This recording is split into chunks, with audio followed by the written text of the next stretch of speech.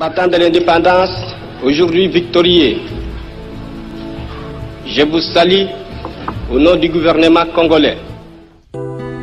Congolaises et Congolais, mes très chers compatriotes. 30 juin 1960, 30 juin 2022, 62 ans que notre pays, la République démocratique du Congo, commémore chaque année son accession à la souveraineté nationale et internationale avec la même ferveur dans la marche vers le développement intégral tant souhaité par tous. Le 30 juin 1960, cette date illustre, gravée de façon indélébile dans nos cœurs, est l'aboutissement de longues années de lutte sans relâche. Loin d'être un simple rituel, elle marque le couronnement historique des efforts inlassables de nos pères fondateurs, parmi lesquels Joseph Kasavubu et Patrice Emery Lumumba, dont la lutte que nous sommes appelés à pérenniser visait notre liberté et notre responsabilisation collective à prendre en charge notre propre destin, comme l'exprime si bien notre hymne national.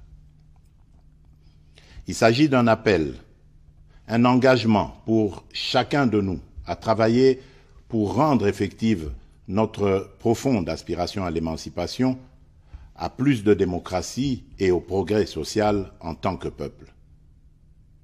Mes très chers compatriotes, le contexte dans lequel nous célébrons aujourd'hui cette date mémorable est particulier à bien d'égards. La restitution des reliques de notre Premier ministre et héros national, j'ai cité Patrice Emery Lumumba, longtemps réclamé par notre peuple, permet de lui rendre un hommage mérité à travers des obsèques dignes de son rang, un deuil conforme à nos coutumes et traditions et de nous réconcilier ainsi avec l'histoire. À ce propos, je me réjouis des regrets exprimés par le roi Philippe de Belgique le 8 juin 2022 sur l'esplanade du Palais du Peuple. En effet, avec des mots forts et profonds, il a dénoncé le régime colonial basé sur l'exploitation, le qualifiant de système pernicieux ayant honteusement terni l'histoire de la Belgique. Je me réjouis également des mots courageux prononcés le 20 juin dernier à Bruxelles par M. Alexander De Croo, Premier ministre, pour présenter les excuses officielles du gouvernement belge sur la manière dont son pays avait pesé sur la décision de mettre fin au jour de Patrice Emery Lumumba. Par ailleurs, pour compléter l'histoire glorieuse et héroïque des pères de notre indépendance, j'ai décidé, en date du 9 juin 2022, d'élever Joseph Okito et Maurice Mpolo, les deux compagnons d'infortune de Patrice Emery Lumumba, au grade de grands officiers dans l'Ordre national héros nationaux Kabila Lumumba. Mes très chers compatriotes, parlant de notre coopération bilatérale, en dépit des écueils qui ont émaillé notre parcours, la restitution officielle à notre pays par la Belgique du masque Kakungu du peuple Soukou augure une nouvelle ère et marque la dimension éminemment culturelle de cette nouvelle étape de la coopération belgo-congolaise. Cette restitution déclenche un véritable processus de réappropriation de notre patrimoine culturel et par là de notre identité. 62 ans après, la Belgique et notre pays sont désormais déterminés à se tourner résolument vers l'avenir et à écrire un nouveau chapitre de leur histoire afin de transmettre à la nouvelle génération une mémoire collective pacifiée. Mes très chers compatriotes, la célébration de ce jour a lieu dans un contexte sécuritaire particulièrement préoccupant qui affecte notre existence en tant que nation. Comme nous le savons, notre pays fait face à une énième agression de la part du Rwanda qui agit sous couvert du mouvement terroriste M23 et ce, en violation de tous les accords et traités internationaux. À ce sujet, garant de l'unité et de la cohésion nationale, je réitère mon serment constitutionnel de maintenir l'indépendance et l'intégrité territoriale et de sauvegarder l'unité nationale. Je rassure le peuple congolais, dans toute sa diversité, que je ne ménagerai aucun effort pour que la paix et la sécurité soient rétablies et que les agresseurs soient repoussés hors de notre territoire. Dans le même sens, j'appelle chacun de nous à considérer l'intégrité de notre territoire comme une question vitale pour laquelle nous n'admettrons ni transaction ni compromission. C'est ici le lieu de rappeler que notre option pour la paix et notre sens de relation de bon voisinage ne constituent pas une faiblesse. Les Congolais, peuple épris de paix et de justice, n'accepteront aucunement d'être agressés constamment. Pour imposer cette paix que nous appelons de tous nos vœux, nous userons de toutes les voies de droit nous reconnues pour que le peuple congolais vive définitivement dans la paix et la quiétude sur son sol. Mes très chers compatriotes, la paix et la sécurité nationale demeurent pour nous la priorité absolue. La République démocratique du Congo, notre pays, a déjà payé un lourd tribut, avec près de 10 millions de morts, ainsi que plusieurs millions d'autres personnes déplacées à la suite des atrocités commises par les forces d'agression, les forces négatives et les autres groupes terroristes étrangers, appuyés par des puissances extérieures. Pour mettre fin à cette situation, nous avons résolu d'orienter nos efforts vers le double front diplomatique et militaire. Sur le plan diplomatique, il est important de noter que tout au long de son cheminement, et grâce aux actions spécifiquement entreprises tant au niveau de l'Organisation des Nations Unies qu'à celui des organisations régionales dont il est membre, notre pays a pu obtenir un soutien diplomatique se traduisant notamment par la dénonciation et la condamnation des auteurs de l'agression dont la République démocratique du Congo est victime. Le processus de paix de Nairobi, initié par le président Uhuru Kenyatta, entamé le 21 avril 2022 et ayant conduit aux consultations constructives avec les groupes armés locaux, est le fruit d'une réflexion mûrie lors des conclaves des chefs d'État de la communauté d'Afrique de l'Est, à laquelle notre pays a adhéré récemment. Ces consultations s'inscrivent dans le cadre du volet politique de la mise en œuvre du communiqué du deuxième conclave des chefs d'État en vertu du traité d'établissement de la communauté d'Afrique de l'Est. C'est dans cette même perspective qu'il convient de placer le déploiement d'une force régionale dans la partie est de notre pays en appui à nos forces de défense et de sécurité, composées de troupes de certains pays amis, membres de la communauté, afin de contribuer à l'éradication définitive des violences et de l'insécurité. J'ai exigé et obtenu que le Rwanda n'y participe pas, en raison de son engagement aux côtés du groupe terroriste M23. Dans le prolongement des efforts fournis pour le renforcement de l'autorité de l'État sur l'étendue de la République, j'ai mis en place le programme de désarmement, démobilisation, relèvement communautaire et stabilisation, PDDRCS en sigle, pour répondre aux attentes des milliers de combattants des groupes armés congolais ayant déposé les armes. Dans ce cadre, je réaffirme qu'aucun cahier de charges portant sur l'intégration automatique dans les forces de sécurité ou sur les demandes d'amnistie pour des crimes imprescriptibles ne sera accepté. À ce sujet, j'en appelle à tous les autres groupes armés nationaux de s'engager sans retenue dans le processus de Nairobi et d'adhérer ainsi au programme des DRCS. Le gouvernement congolais, particulièrement au sujet de l'accord cadre d'Addis Abeba, au regard de différentes évaluations faites lors des réunions de haut niveau, a démontré sa volonté légendaire à travailler pour la paix et la sécurité collective dans la région en respectant ses engagements, ce qui n'est pas le cas pour d'autres. Mes très chers compatriotes, sur le plan militaire, L'état de siège que j'ai proclamé, en application des dispositions pertinentes de notre Constitution, et dont les résultats sont de plus en plus palpables au-delà des évaluations à venir, répond à l'impératif de paix et de sécurité évoqué plus haut. Il a permis de démasquer les véritables ennemis de notre pays.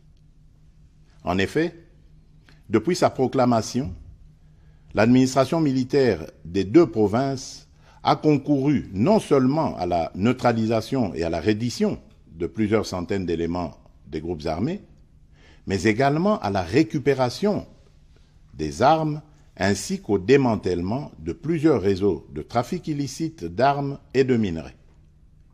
L'état de siège a rendu possible l'anéantissement des réseaux de ravitaillement de certains groupes armés et la récupération de nombreuses localités dans l'est du pays, autrefois sous contrôle de ces derniers. Mes très chers compatriotes, tout en m'inclinant devant la mémoire de nos combattants tombés au front, je salue avec force la bravoure des FARDC engagés dans cette guerre pour défendre jusqu'au bout l'unité et l'intégrité de notre territoire national, de même que l'implication appréciable de nos services de sécurité. Je tiens à les féliciter et à leur renouveler toute ma confiance. Aussi, tout en appréciant à sa juste valeur le soutien manifeste dont notre peuple fait preuve au quotidien à l'endroit de nos forces de défense et de sécurité, je lance un appel solennel à la mobilisation générale, quelles que soient nos divergences par ailleurs, en vue d'intensifier ce soutien populaire sans faille qui fait tant de bien au moral de nos combattants engagés au front. Mon appel s'adresse d'une manière toute particulière à notre jeunesse, que j'invite à s'enrôler massivement dans les FARDC et dans la police nationale. Mes très chers compatriotes, c'est dans le même contexte que j'enjoins le gouvernement de la République à renforcer les capacités logistiques et matérielles de nos forces de défense et de sécurité nécessaires pour soutenir leur montée en puissance.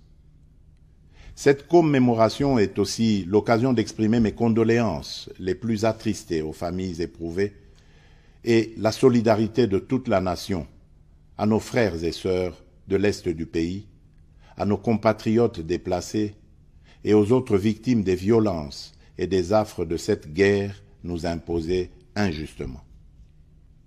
Afin d'éviter de tomber dans le piège de la xénophobie et du discours de haine, je vous exhorte, Congolaises et Congolais, à plus de vigilance et à respecter l'ordre établi. Notre diversité socio-culturelle, qui est une richesse inégalable, est un atout majeur pour notre développement et notre cohésion. Cette diversité fait la République démocratique du Congo et lui rend sa grandeur. Mes très chers compatriotes, le combat pour la libération n'est pas fini. Il se pose aujourd'hui en termes économiques et se gagnera sur le front du développement. 62 ans après la proclamation solennelle de notre indépendance, nous avons franchi une étape symbolique de l'histoire de notre pays pour engager un nouveau combat, celui de promouvoir une croissance inclusive pour lutter contre la pauvreté et les inégalités sociales. Tous ensemble, nous devons être conscients qu'une dépendance économique prolongée nous mènera à terme à l'érosion de notre indépendance politique.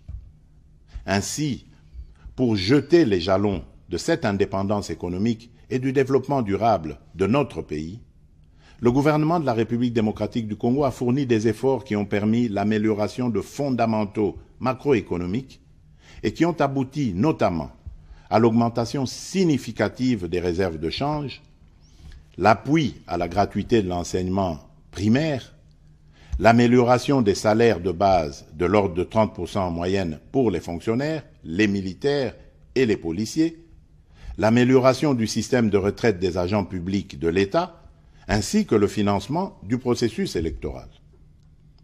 Pour ce qui concerne la mise en œuvre de la couverture santé universelle, à ce jour, nous en avons parcouru du chemin et des étapes concrètes et essentielles ont été franchies.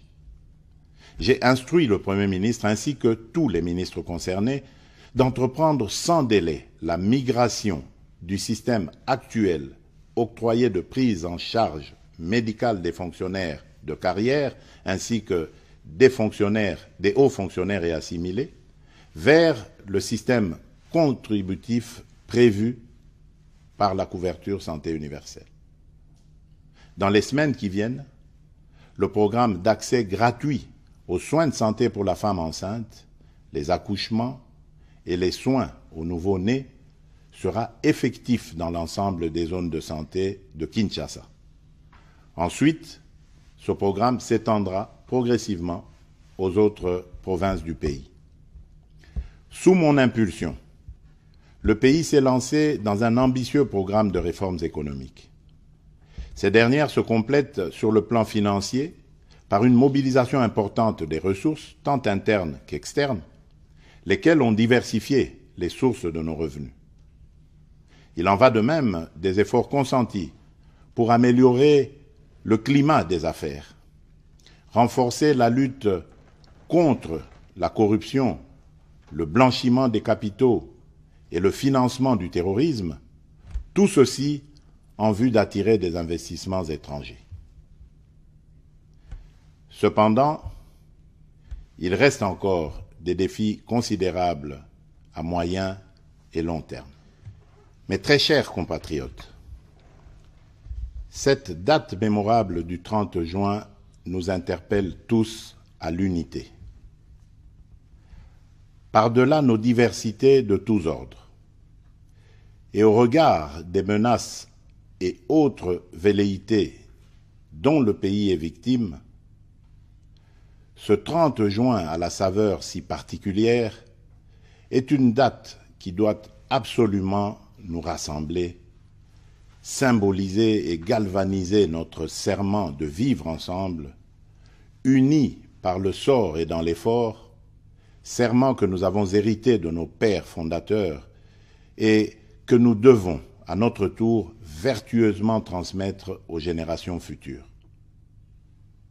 En restant sur la voie de la sagesse héritée de nos pères fondateurs, continuons à bâtir notre grand et beau pays, la République démocratique du Congo, cette belle terre hospitalière et bienveillante qui fait battre continuellement la chamade à nos cœurs, pour ainsi donner une allure forte à notre existence collective, à notre destin commun et à notre unité nationale.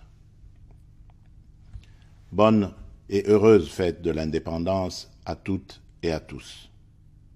Que vive le peuple congolais, que Dieu bénisse abondamment la République démocratique du Congo. Je vous remercie.